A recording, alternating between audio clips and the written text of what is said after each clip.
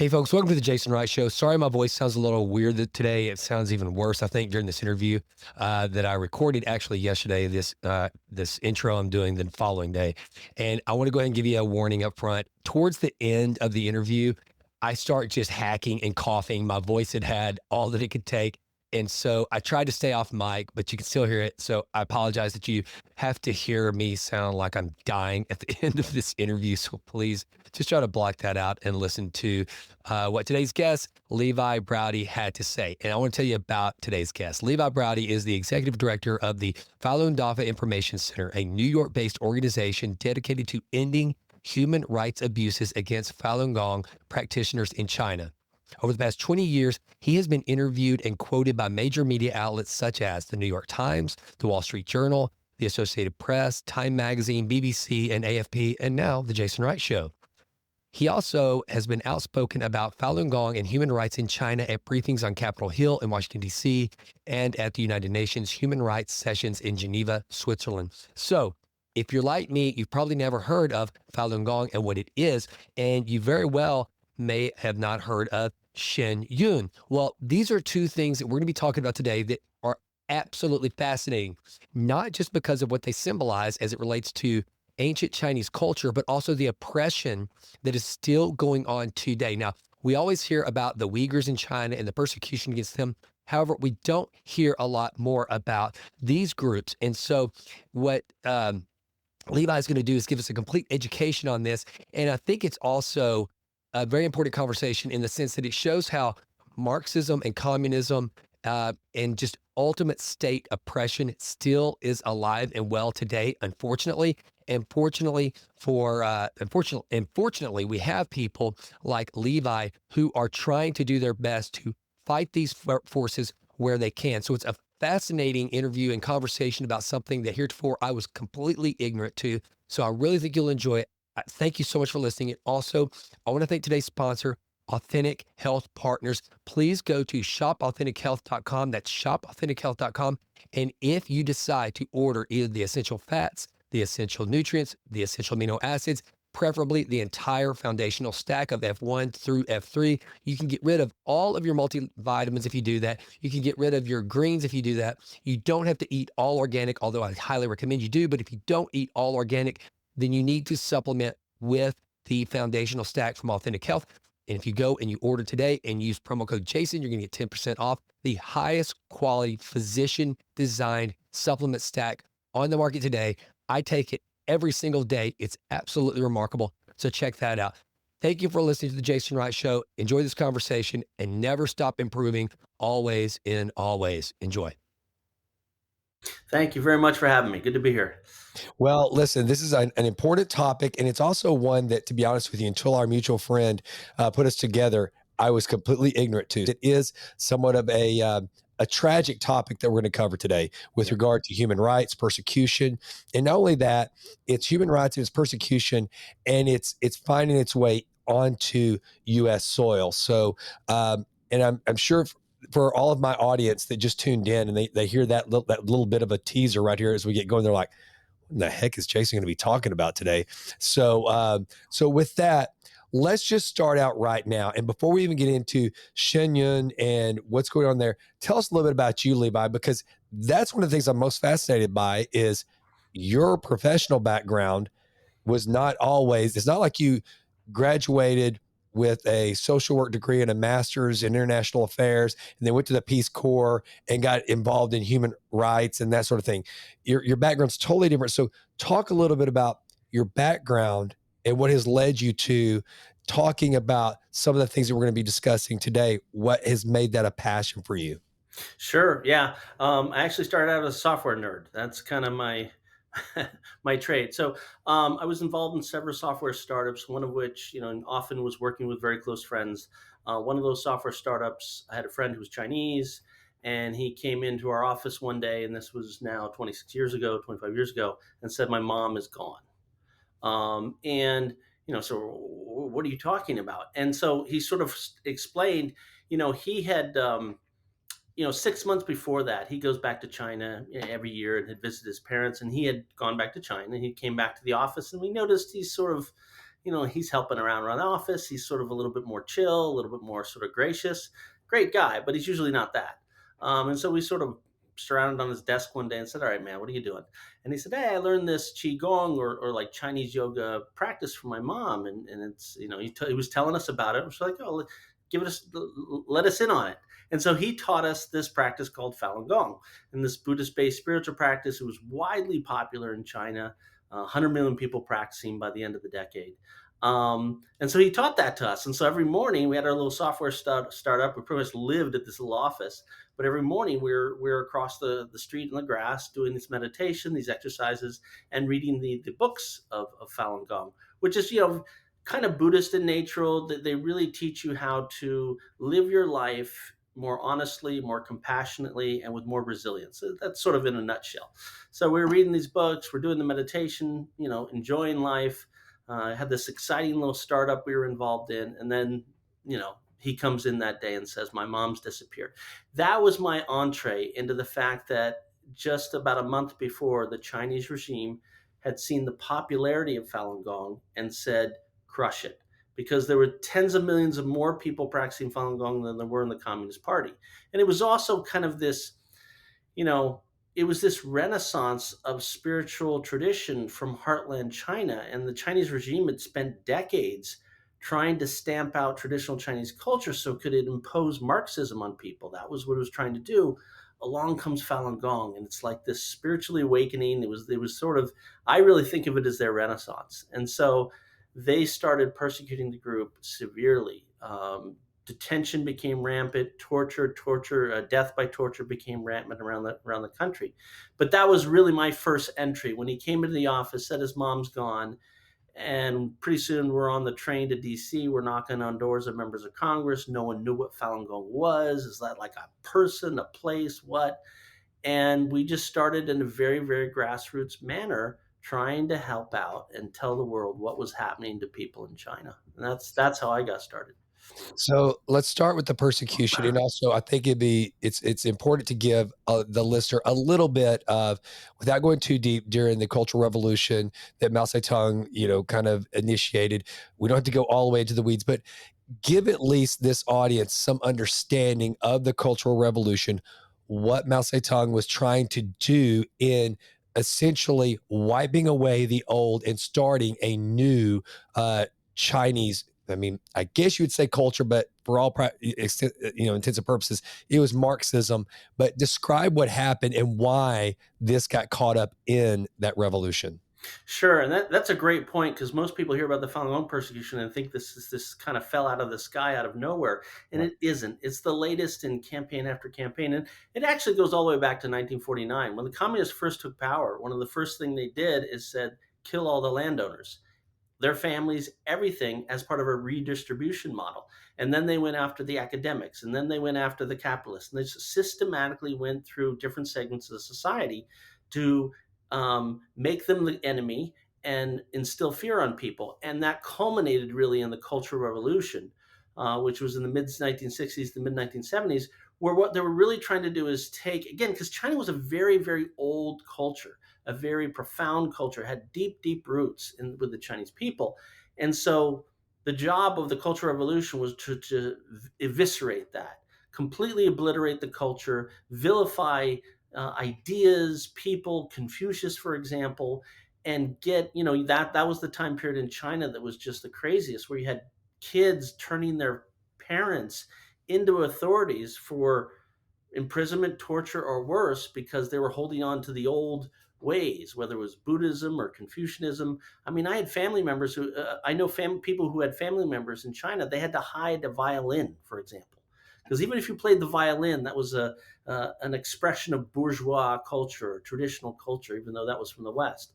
So it was a very violent, tumultuous time to destroy the culture. And China never really recovered from that. And so the decades that followed, you had this just total void of spirituality, total void of authentic culture.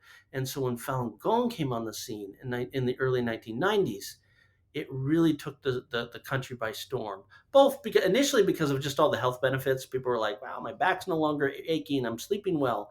But when they started opening the books, they were like, "Oh, this is the great old things from China. This is our heartland." It was like their baseball, church on Sunday, apple pie, all rolled into one, and that was what Falun Gong was. And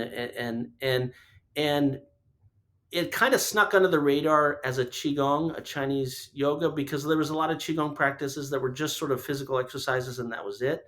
But this was really a spiritually based practice, and so by the time it got so popular, that's when the Chinese regime suddenly took notice and, oh, wait a minute. First of all, it's very popular. Second of all, this is exactly the opposite of what we're trying to instill on people, Marxism. And that's when they started in the summer of 99. They said, we have to eradicate that. And it was literally, you're Falun Gong in China in the August of 1999. You're a Jew in 1941 Germany. I mean, and in a communist country, that means a lot because they control your housing, they control schooling, they control your employment. And so if you're a Falun Gong person, you could lose all of that. And they did by the hundreds of thousands and then soon millions. And so just looking back in the last 25 years, we've seen well over a million, probably several million, being detained in some form or another: black jail, prison camp, labor camp, when they were operational, rampant torture and torture of killing, and then of course the rise of the forced organ harvesting, where it looks like by some third party estimates, 60 to 100,000 people over the course of many years were being killed so their organs could be taken and used to fuel a multi-billion-dollar organ transplant business.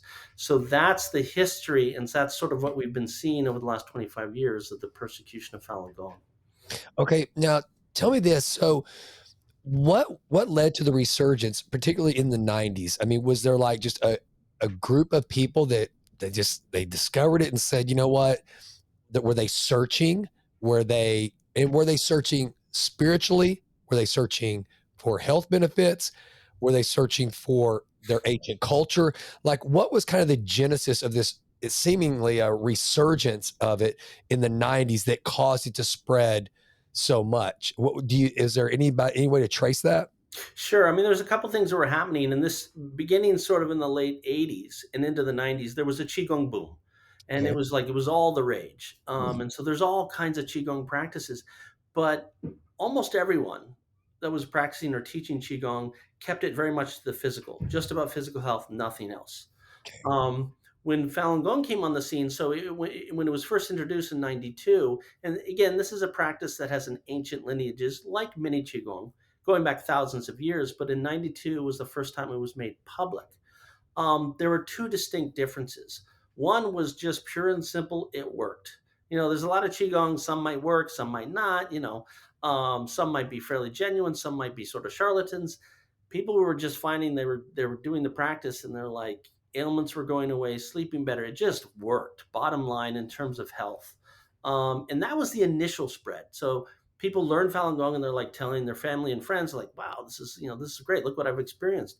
But about a year or two into it, when people started reading the books of Falun Gong, that they understood that that's what really distinguished it from almost every other Qigong at the time in China, and that it was really a renaissance of the traditional religious, you could say, teachings. Buddhism, Taoism, Confucianism. I mean, these religions go back thousands of years in China, and this was the first practice that kind of was in that arena and really addressed the spirit. And I think it's safe to say, after decades of living under communist rule and not being allowed any of this, there was a real hunger for that in the Chinese people. And the numbers don't lie. I mean, the practice was introduced in May of 1992, and by the Chinese government's own estimate, by latter part of 1998, 6.5 years later, 70 to 100 million people had taken up the practice.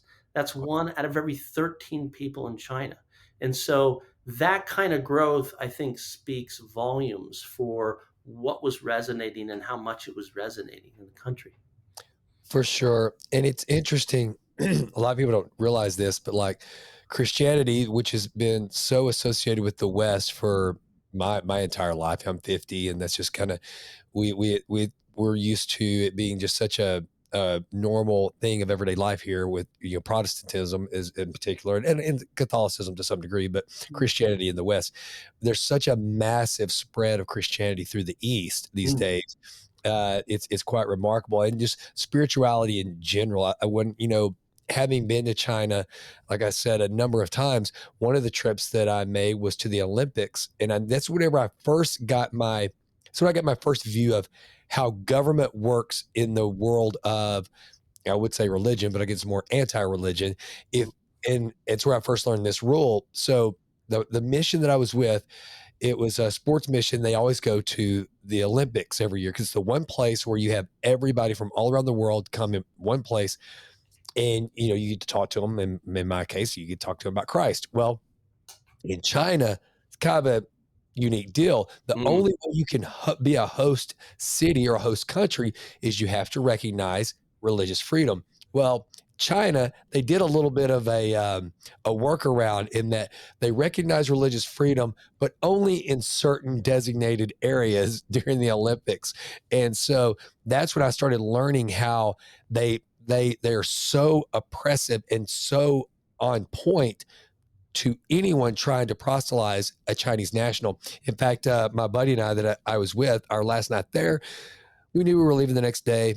And so we were a little bit bolder with our witness. And we actually got chased out, very, very mildly chased out of the bird's nest where they were doing the track and field. We were talking to these people, and all of a sudden we're surrounded by all these CCP soldiers. And they're not saying anything, but they're surrounding us.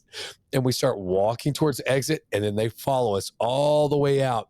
And so it's really just kind of remarkable the way it's just the sense of fear. And the reason why we had to leave and the reason why they came is because there was a young girl. She heard us talking to some other people, and she went over and got the police or the soldiers that were there to let them know, hey, this is what these guys are doing, and so they ended up, mm, walking out. And and then the first time I actually ever went on a mission trip to Lejeune, one of the things we always had to be really cautious of was you do not let anybody, you protect the people. Don't give them anything. Don't take anything from them, lest mm. the some Chinese official thinks that they are entertaining you, or they're somehow on, you got to protect them. You got to be very cautious. And so I think a lot of people, they hear, especially from the States, about the Communist Party, and they're being an atheistic kind of doctrine, if you will, for a nation. But until you've seen it up close and you've seen the forces that the government puts against any form of religion, you really can't imagine. And so this one was kind of interesting as I learned about it, because I didn't really understand that there was a spiritual component. And that leads into my next question. Is that the reason why this one is different than just, say, like, for example, are there certain types of yoga that you could go to a park? And I know the answer to this, but I want you to talk to the difference to people. You could go out to a park in China, almost anywhere, and you're going to see people doing yoga. That's a very normal part of their culture and everyday life. Mhm. Okay, so that's fine, but it's the links to spirituality that's what really caused the problem for this one.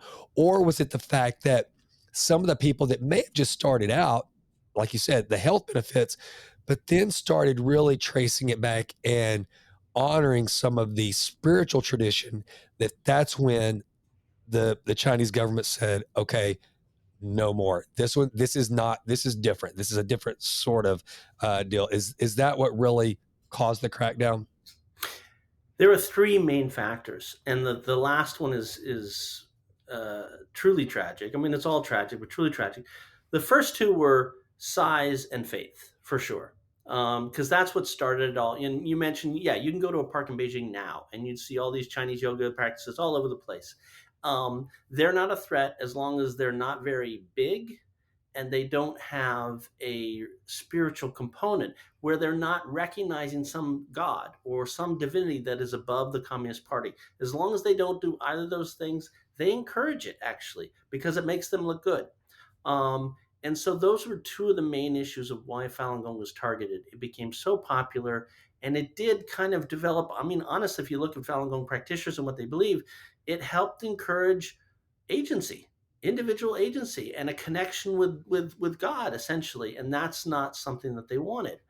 But it is the real tragic part of this is those things would have ruffled some of the leaders in the CCP. It's hard to tell whether that would have tipped the scales to the all-out persecution. The third fact, unless it was the third factor, and that's this: Jiang Zemin, the man who was running in charge of the Communist Party in 1999, he was the first Chinese leader, hadn't gone through the Communist Revolution, had no street cred. He was believed to be this sort of very transitional figure. They threw him into power in the wake of the Tiananmen Square massacre. And the idea is he's just some sort of moron, he'll transitional figure. We'll go a few years and we'll get someone who's really going to take the reins and really lead China forward. He knew that. And so in the 90s, he's desperate to build up a cult of personality, kind of like Mao Zedong had. And that's what he's trying to do. And everything's about building up this cult of personality. And right as he's trying to do that, what is everybody in China talking about? Falun Gong, Falun Gong, Falun Gong. The spiritual practice, as sophomoric or petty as it sounds, essentially stole his thunder. And so he looked at that and said, okay, I've got a problem. Everybody is thinking this is so great, and they don't think I'm so great. I need a political campaign like the Cultural Revolution, like these other things, where I can say that's enemy number one. And this is the dividing line between those who are going to rise through the ranks in China and those who fall. If you're with me, you rise. If you're not, you go down. And that's the way all the political campaigns in China have been since 1949. And so that's essentially, he was the guy. In fact, for a year after he declared this, even his top lieutenants, some people in the standing committee of the Politburo were like, I got family members who practice Falun Gong. You're crazy. This is great for health benefits. I mean, the number two guy in the country, Zhu Rongji at that time, their sort of vice president, he was on record telling the U.S. News and World Report that Falun Gong is great. It's saving healthcare costs. We very much encourage this. So it took a year for his power struggle to really culminate in a nationwide crackdown. I mean, it was very bad from day one, like around Beijing and certain parts, but around the country, there was a real power struggle. He was the one. He was the one. And the reporters back then were pretty honest about it. They were quoting Chinese officials saying, this is very personal for Jiang. This is like his personal crusade to go out and destroy Falun Gong. That's what really got the persecution started. It was that one man on that mission to destroy Falun Gong and use the campaign to build a cult of personality around himself. Wow. Unbelievable. All right. So then comes, and please feel free to correct my pronunciation, Shen Yun. Is Yep. that Yep. okay? So then now how does Shen Yun come, and here's my rudimentary layperson interpretation. It seems like it's an interpretive dance almost. It's like we see this in Christmas pageants or in church pageants where someone will do an interpretive dance of the Passion or something like that, where you're essentially telling a story through dancing. So, and that's kind of, as I started looking at this with Shen Yun, it's obviously rooted in Falun Gong, but am I getting it right that they're kind of doing, it's a troop performance of these ancient methods? Am I right? Or kind of where did they come into play and growing? And then that'll lead into kind of the discussion of persecution that we're seeing right now as I see it. Yeah. So what you just said is accurate as a piece. There's a piece of Shen Yun that's about that, but there is a broader array of artistry expression and sort of rationale for the company. And so, the persecution in China started in 1999. So Shen Yun, 5-6 years later, you had a bunch of elite artists that were here in the United States. Again, you have to go back in that time. The persecution is raging in China. People are dying every day. I mean, it was just really, really bad. But the community that was here saw that this was not just about Falun Gong. If you go back to all the campaigns, the Cultural Revolution, the going against Falun Gong was like just the last nail in the coffin to finally and completely wipe out authentic Chinese culture, including its spiritual and philosophical depths, from the earth. And the Falun Gong artists that were here said, okay, this is bigger than us now. If we don't do something about it, we literally could lose authentic Chinese culture. It could be completely wiped out. And Falun Gong as being something that stemmed from Chinese culture, people who were practicing it were like the most logical choice to be the folks who take up the mantle and help understand what real Chinese culture was before communism and articulate that and show that to the world. That was really the mission that drove Shen Yun. And so they formed Shen Yun because classical Chinese dance, it's very rigorous, but it's also very, very expressive. And it's a great storytelling mechanism. And so what Shen Yun, a performance, is doing is it's really taking you through the whole history of China's Chinese culture. You go back all the way to the Han Dynasty, 2,000 years ago, 1,000 years ago, the Tang Dynasty. So it's taking you on this journey, this cultural journey, this spiritual journey, all these elements of Chinese culture on stage so you can sort of see that for yourself. Now, a key component of that performance is also modern China. And in those pieces, it is fearless. That shows, the tyranny of the CCP. It shows the heroism of Falun Gong people, supporters standing up to that tyranny. And so the show in its entirety, while for audiences, it's a very hopeful and inspiring journey because, there's not a lot of hopeful, inspiring art these days that sort of reminds us all that we're connected to God and there is a divine and there's a lot of hope and there's a lot of reasons to celebrate our common humanity. The show does that. But from a Beijing's perspective, they see a show that's going all around the world showing people two messages. One, that the Chinese regime is not the authentic shepherd of the Chinese culture or its people, it's a fraud. And the real culture is beautiful as it was before communism. Of course, the implication being it would be great after communism. And the second message is this is the tyranny of the CCP. This is what they're doing to Falun Gong and other groups like them, and it's showing that to the world. So from Beijing's perspective, this is an existential threat almost. And so that's what Shen Yun is doing, and that's why we face such a blowback from the Chinese regime. So, and it's very fascinating for anyone who has never won. I mean, the most obvious thing that I'm thinking about, obviously, is George Orwell's 1984, Mhm. and if Newspeak and all these things where you have to erase all the old, in with the new, or even um, the Gulag Archipelago, Yep. where during the Leninist Stalinist era. For those of you who are listening to this, this isn't just about Chinese Communist Party. This is about Marxism, communism. This is this is it being executed in spades is what's happening here. And I want to ask you this again, as someone who knows a little service level about Chinese history, cultural history, political history, but not a great deal, but also for this audience, you touched on something that I think that I had quite honestly, Levi, taken for granted. It seems to me that understanding the Communist Party's bigger threat is for their people to understand the richness and the beauty of their own history, even more so than, say, Christianity or Buddhism or whatever fill in the religion. Am I right about that? Is that what's and is that why this again? It's not so much, and what I'm getting from this is not so much about the religious component. It's more about a hearkening for a better time in Chinese culture. And that's what really freaks the Communist Party out. Am I getting that right? I think you are. I think that's at the heart of it because, China, if you look at the arc of history, and this is something we didn't learn in the West, or certainly I didn't growing up, is that, we had this whole area of Middle Ages and even ancient Rome for 2,000 years. Yeah. China was up here, and then there was everybody else a distant second by any measurable metric. GDP, for example, innovation, technology. China was just way ahead of the world for thousands of years. And so when you get to the 1800s, where you start to have, first of all, for the first time, a dynasty collapsing in such a dramatic, quick way, at the same time you had the Opium Wars, right?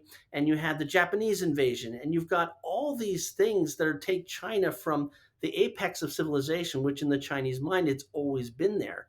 And you fall all the way to the status of a third world country for almost a century.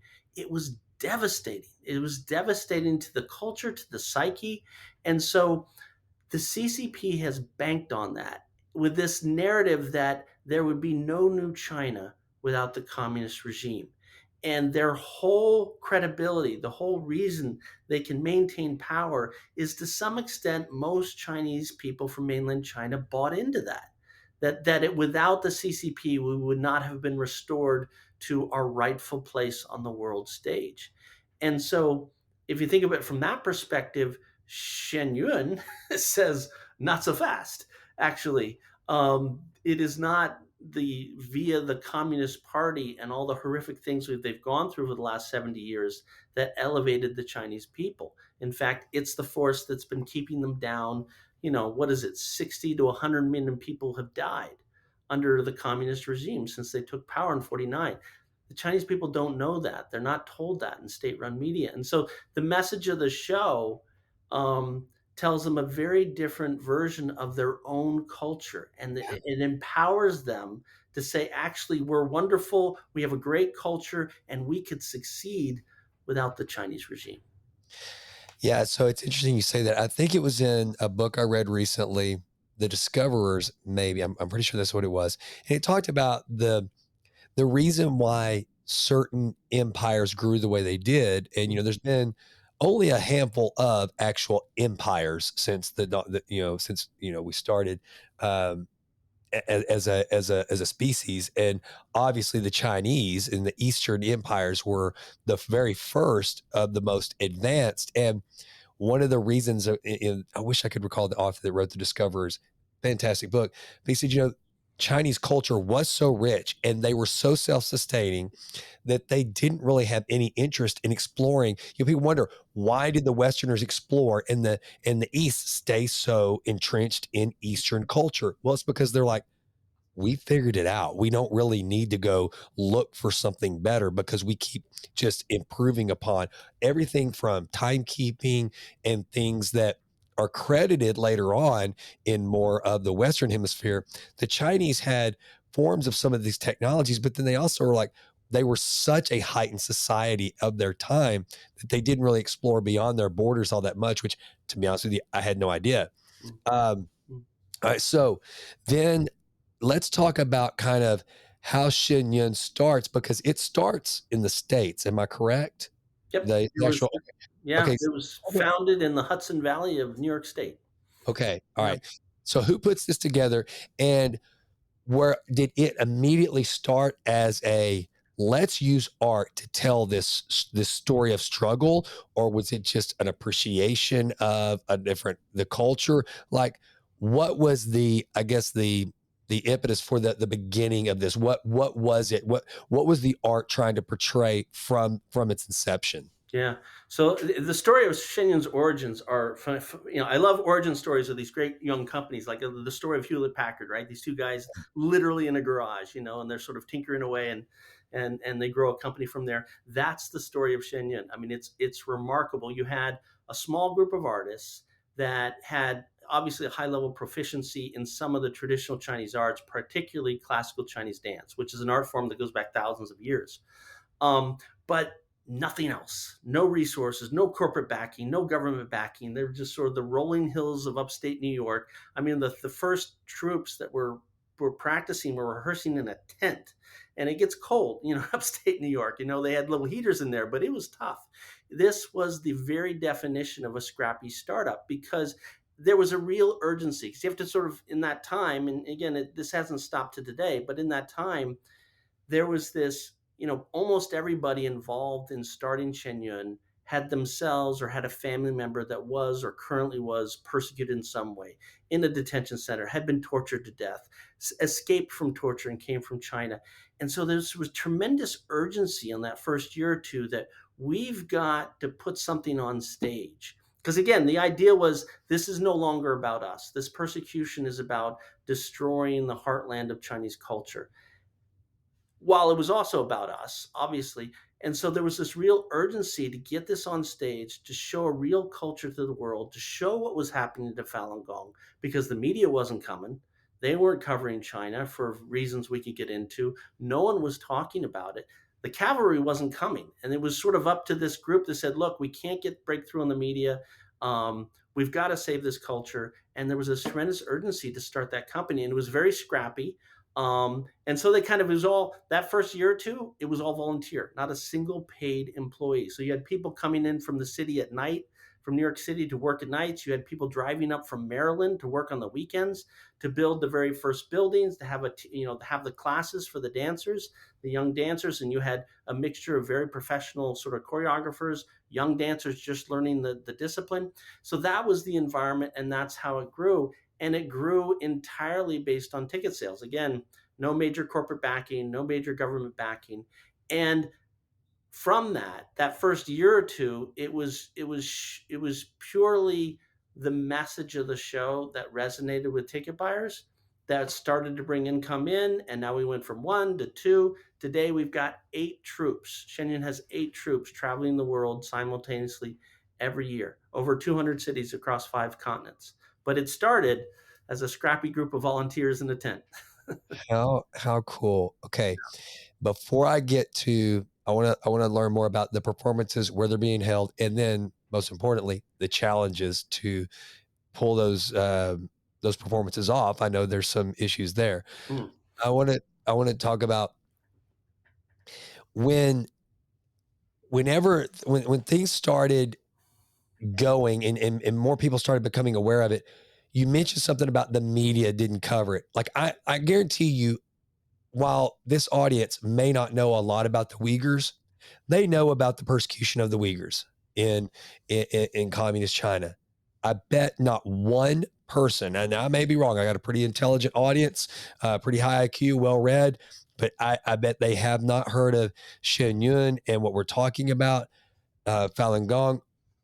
Why do you think there hasn't been any attention, and why has there almost been, it seems like from researching for this interview, almost an effort to suppress any understanding of what's happening here? Why do you think that is, Levi? Excellent question. Um, First, I'd like to say it wasn't always that way. When the persecution started in 1999, the year 2000, a journalist for the Wall Street Journal was doing some very heroic work and won the Pulitzer Prize because he was the first one that was putting on newspapers in America that indeed Falun Gong were being detained, tortured, and killed in China. He won the Pulitzer for that. The Washington Post itself had a follow up. They had a groundbreaking report. They were the first ones, from what I could tell, to get a Chinese government person on record saying this isn't just rogue police officers. This is mandated from Beijing to use brainwashing, to use violence against Falun Gong. So those first few years, while there was a lot of ignorance about Falun Gong and there was a lot of media that were using CCP propaganda to frame the story, you also had some very good journalism being done. And it was sort of a very mixed bag. Around 2002, 2003, coverage fell off a cliff. And Falun Gong essentially became a third rail issue. Why did that happen? One thing we know about is, while all this was going on, I think it was around 2002, the publisher for the New York Times flew to Beijing. And they have a whole report on this. This is not private knowledge or anything like this. They reported on this. And he met with Jiang Zemin, who's the head of the CCP, the architect of the persecution of Falun Gong. And he was there to sort of drum up business, start a Chinese language New York Times, work about cooperation. And lo and behold, the New York Times rarely, if ever, had any quality informative pieces about Falun Gong, while they continued to report, from what I can tell, fairly well on the Uyghurs and other groups. That behavior kind of percolated to the rest of the media, and it became a third rail issue. And I think the reason is, if you look at the Uyghurs, the Hong Kong issue, Taiwan, all the issues that you think about, Tibet, if you add up all the populaces of all those people, the Uyghurs, the Tibetans, Hong Kong, Taiwan, and put them all together, you're still not even half as many as Falun Gong in terms of the sheer size of people. There's also about the influence and what it would mean. Like the Uyghurs and Tibetans are often some far-flung corner of China. They're not in the heartland China.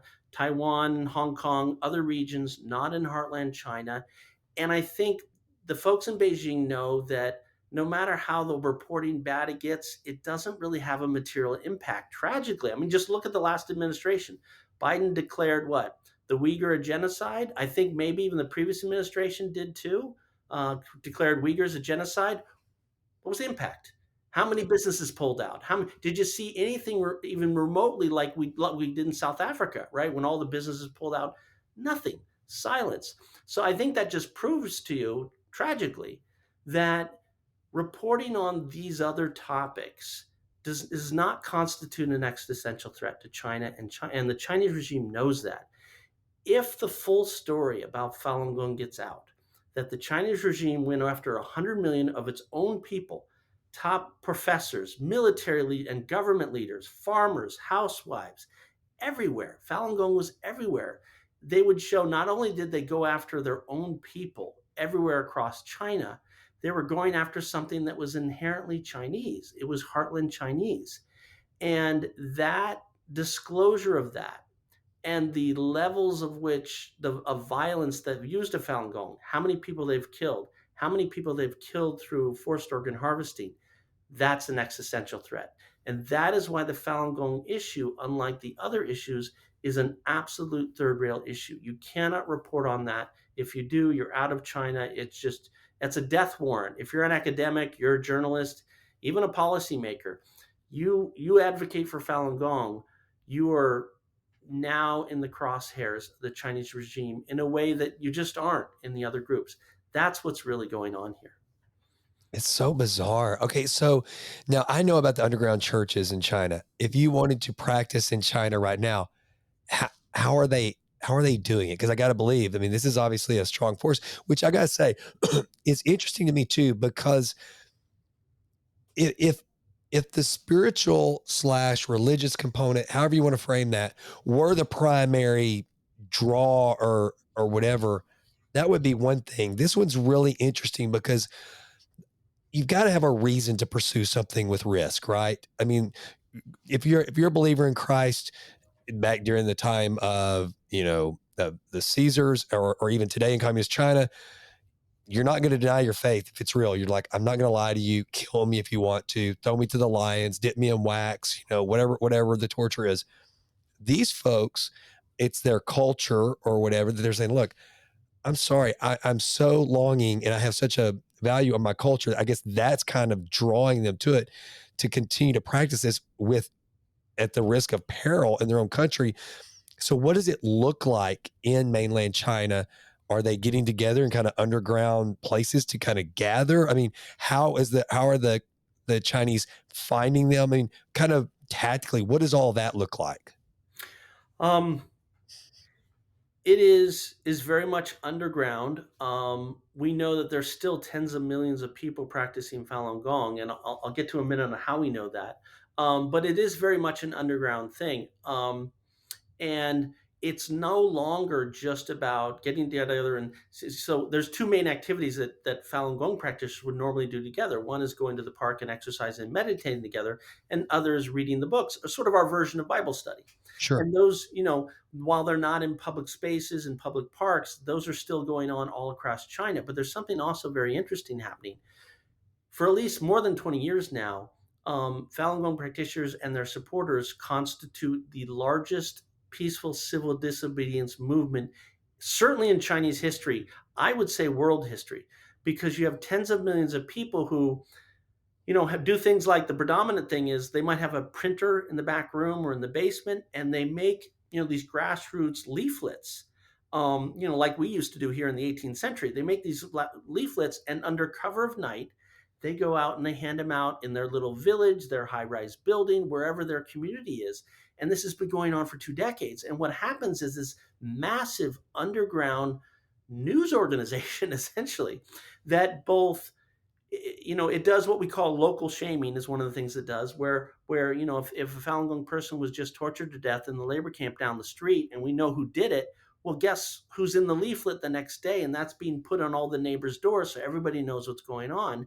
And there's it's an amazing awareness campaign to let people know what's really happening to Falun Gong in their own country.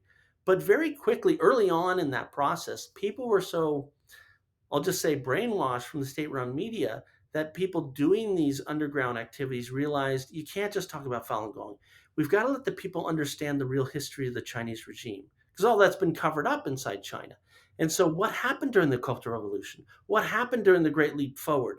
And those now that is now in those leaflets. And so there's this massive campaign spearheaded by Falun Gong in China to raise awareness with the Chinese people to understand the Chinese regime, understand what was happening to Falun Gong. And that's a two-way street. And just to give you two quick examples, we first learned 3 months ahead of the world, we first learned about the SARS virus via that network. One of the leading whistleblowers in Wuhan during COVID was a Falun Gong practitioner. So that news travels through this network out of China as well. And so that is one of the that's the reality of what Falun Gong is doing inside China. Yes, they're doing their private Bible study and their exercise and meditation, but they're also part of this massive grassroots effort to let the Chinese people know what's really going on in their own country and what's going on abroad that the state-run media would never tell them. At the risk of getting a little too philosophical here, and I don't know if you're a movie buff like I am, but a movie that I really like, and not the most wholesome of movies, disclaimer, but Pulp Fiction. I love Pulp Fiction. Have you seen it, Levi? Oh yeah. Okay. So whenever the opening scene, they break into the apartment and Vincent opens the briefcase. Mm-hmm. And we never know what's in this briefcase, right? And there's Even later in the diner, we never know. never know what's in this briefcase that all these young people died for, that Jules and Vincent had to go retrieve and take back to Marcellus Wallace. We don't know. And there's been speculation. Is it man's soul? Is it? But all we know is that when he opens it, John Travolta's character, Vincent, he looks at it and he's like, you can just tell he's like overwhelmed, like, whoa. Okay. I told you I was getting a little philosophical, but that's almost what I see this as a stand-in for. It's not so much that it's almost like it's just a vehicle for something much more important, like what you're talking about. Mm. The contrast of post-revolution versus pre-revolution. And this is just kind of almost like a vehicle that is giving people reason to look back and understand and try to get back their culture. It's like this thing you almost can't even put your hands on. It's like the briefcase and whatever's glowing out of that briefcase. That's kind of what's happening here. And so while there might be a multitude of reasons for people practicing, the ultimate underlying reason is because it's almost like it symbolizes something bigger than you could just put into words or something like that. I mean, it's almost like you telling me that it's giving people this mindset to take news and information underground and risk it. I don't know. That's just whenever you were telling me, I was thinking about that. Well, yeah, I mean, and that is true. And if you look at the Falun Gong community, there is, because you have to understand, why would people go through that risk? Why would they sort of risk Exactly. torture, all this stuff? Because that is the primary reason today in China people are thrown into prison for being Falun Gong. It's not just because they're reading the book or doing the exercise; it's because they're handing out leaflets. Why would they take that risk? There is, not unlike the stories you hear of the early Christians in Roman times, there is a tremendous Falun Gong is a faith Yep. in its essence, and Yep. the transformative things that you get through faith and a connection to the divine is enormously powerful. And when people feel that they've found the truth, they've found their path to heaven, they're not going to give that up. And if you start persecuting it, they're going to stand up and say, "Hey, this is wrong." And with all the complexity of the anatomy of what's happening, it really boils down to something as simple and clear as that. Yeah. Is that you've got a people with a strong faith, and they're not going to give that up. Okay. Now let's talk about some of the challenges that are presented whenever Shen Yun tries to perform, because I got to imagine there hasn't been a big performance in mainland China. That's not going to happen. No. But and you would think that, because I understand there's a performance coming up in New York, Mhm. pretty soon at Lincoln Center. Am I right Lincoln about that? Center, yeah, they opened last night, actually. Yeah. Okay. So Well, good. And went off without a hitch, because I know I was talking to Charlie and he said that was something that we weren't sure about. So kind of talk about what it's like when these shows open here in the States. It's not like opening a traveling company for Lion King, much or Riverdance. This one's a little different. Talk about some of the challenges these folks Yeah. have.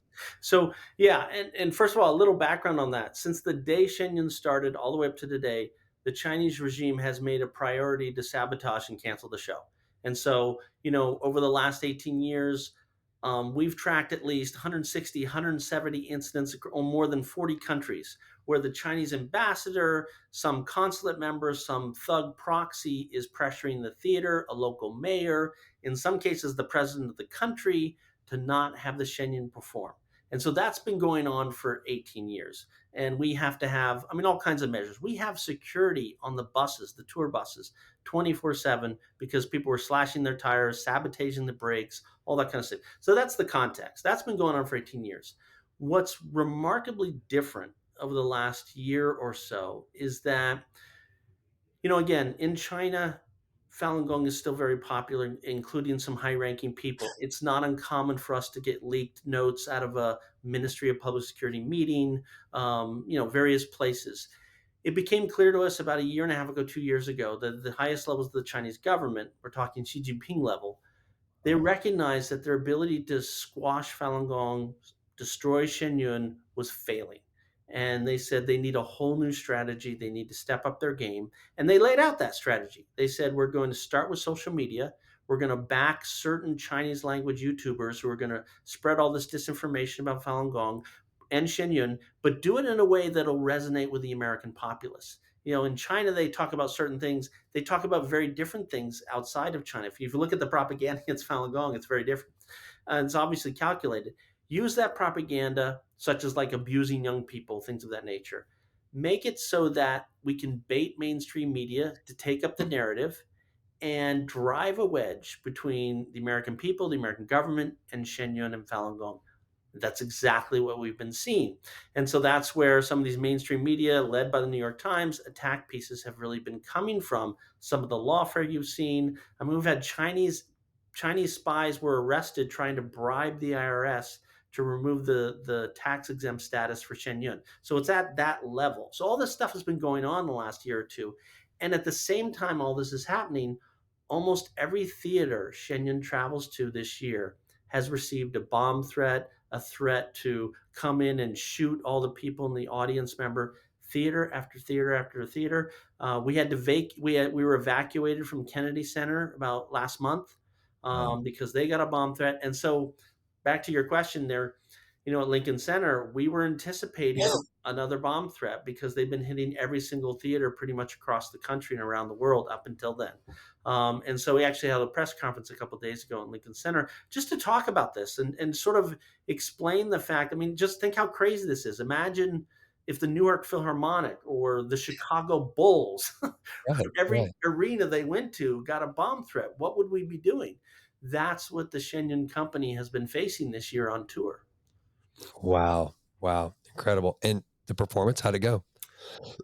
Went without a hitch. And I have to say that's common. We haven't had an actual bomb go off or things like that. It's clearly a technique where they're trying to scare the audience away. They're trying to frighten our performers. Um, and the point we tried to make at the press conference, and I think this is what people really need to understand, is that this, we've talked a lot about, in America, especially the last couple of years, we've really recognized the amount of CCP influence on this country, our policies, our media, TikTok news feeds, everything. What they're doing to Shen Yun now, and their ability to weaponize our institutions, our media, our government, and they're trying to bribe our own government to come after us, trying to do all these things against an American company. This is a playbook, and it will not stop at Shen Yun, especially if they succeed. If they can succeed at sabotaging or shutting down Shen Yun, they're going to take this playbook and they're going to run it against any individual or any other company that the Chinese Communist Party does not like. And that is a national security issue, I would think, almost at the highest level. And so I think that's really, when you look at the Shen Yun issue and what the Chinese regime is doing to the company in America, that's what it's about. This is national security. because they can weaponize this against anybody. 100%. And I apologize for my coughing. I told you before we started, I'm getting over something.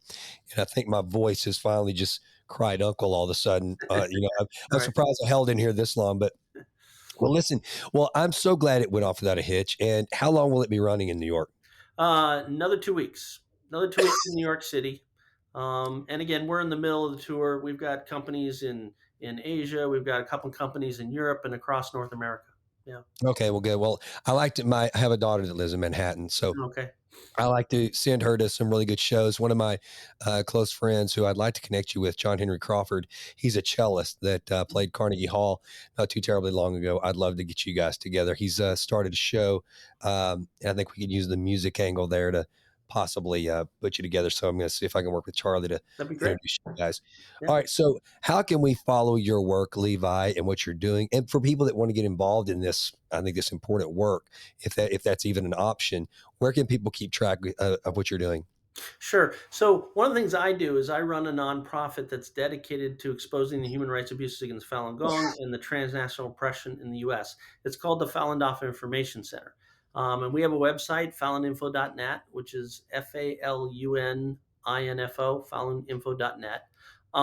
And one of the reasons I'm talking so much about Shen Yun is that, when you're studying the transnational oppression of the Chinese regime against the Falun Gong community, more and more and more these days, it's really focused on Shen Yun. We've done a lot of studying of this. We did this whole report about what they're doing. That's why we know so much about it. So you can go to that website and you can learn not just about the persecution in China, but what they're doing overseas. Shen Yun itself, if you go to their website, shenyun.org, which is SHENYUN, shenyun.org. It tells their whole company history and about the company and things that the challenges they're running into with the Chinese regime, and also their tour schedule. So it's a fantastic show.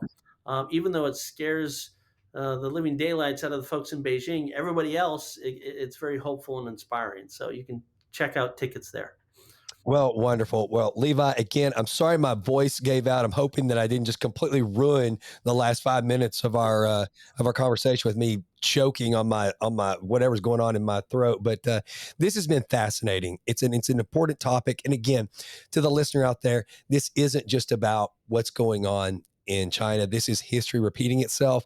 I think that this is a stand-in for a much greater force of, frankly, evil that is out there, which is, I'll call it like it is, Marxism and communism. It is an absolute evil. And this is the way it materializes, is by just completely squashing, opposing thoughts, views, culture, and an eradication of history and culture and things that have made society good and better and beautiful. And so I think that, Levi, the work you're doing I know that you have a specific care and concern with Shen Yun and the people that you're working with, but also again, there's a much greater impact to be had by the work you're doing. So Godspeed, and thank you for what you're doing, sir.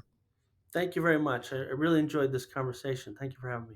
Likewise. Okay. Thanks so much. Well, that does it for this episode of the Jason Wright Show. Thank you so much for listening. This has been a Texas Titan Media production. Fourth Wall did the music.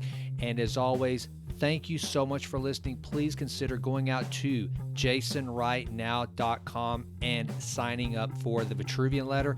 Also, please go out to iTunes. It takes like 30 seconds to just leave us a 5-star rating. It does wonders for the podcast. I would be so grateful. And with that, until we meet again, go crush it and endeavor to improve always in all ways. I'm out.